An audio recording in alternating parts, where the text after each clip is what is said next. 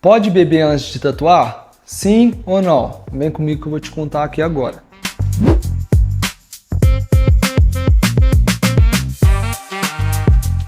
Vai tatuar e tá pensando em beber antes?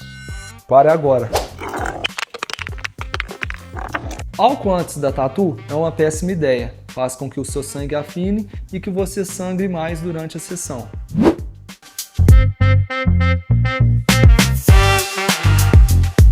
Mais sangue, mais dificuldade para o pigmento fixar. E ainda pode atrapalhar na cicatrização.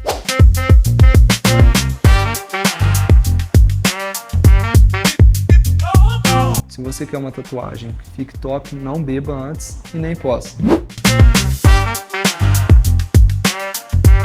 Para mais dicas, segue nós aí.